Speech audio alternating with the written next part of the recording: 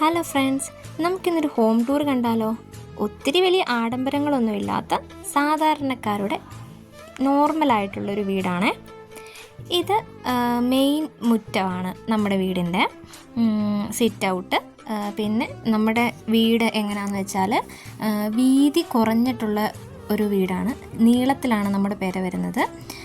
ഒരു 1100 square feet വരുന്നൊരു വീടാണ് നമ്മുടേത്. അങ്ങനെ സിറ്റ് ഔട്ടെല്ലാം ഇങ്ങനെ ടൈലിട്ടേക്കുന്നതാണ്. എന്നിട്ട് നമ്മൾ എന്ത് ചെയ്യുന്നു, മെയിൻ ഇൻസൈഡിലേക്ക് കയറുന്നതാണിത്. മെയിൻ ഹോളാണ് ഈ കാണുന്നത്. ഇങ്ങനെയാണ് നമ്മുടെ ഹോള് വരുന്നത്. മെയിൻ ഹോളിലേക്ക് നമ്മൾ കയറുകയാണ്. പിന്നെ അവിടെ നമ്മൾ കയറുന്നത് ആദ്യത്തെ റൂമിലേക്കാണ്. ഇവിടെ ഞാനും എൻ്റെ അനിയനും കിടക്കുന്ന റൂമാണ്. ഇവിടെ രണ്ട് കട്ടിലുണ്ട്. പിന്നെ ആണെങ്കിൽ നിസ്കാര റൂമും ആയിട്ടും ഇത് യൂസ് ആക്കുന്നുണ്ട്. ഇവിടെയാണ് വാപ്പ നിസ്കരിക്കുന്നത്. പിന്നെന്ന് പറഞ്ഞു കഴിഞ്ഞാൽ ഇത് നമ്മുടെ മെയിൻ ഹാള് വരുന്നത്.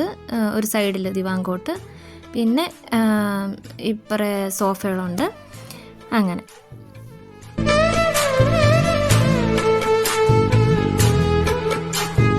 പിന്നെ നമ്മൾ ഇവിടുന്ന് പോകുമ്പം ഇത് ബാത്റൂം.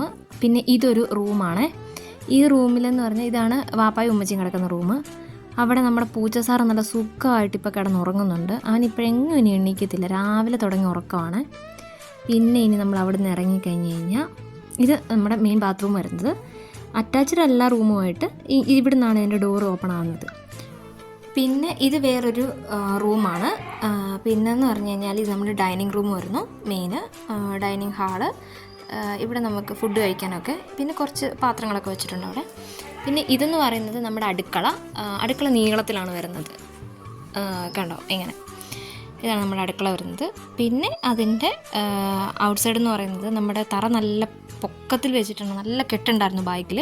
അങ്ങനെ ഇവിടുന്ന് താഴേക്ക് ഒരു സ്റ്റെയർ കേസ് ഇട്ടിട്ടുണ്ട്. അങ്ങനെ അതാണ് നമ്മുടെ വീടിൻ്റെ ഒരു പ്ലാൻ.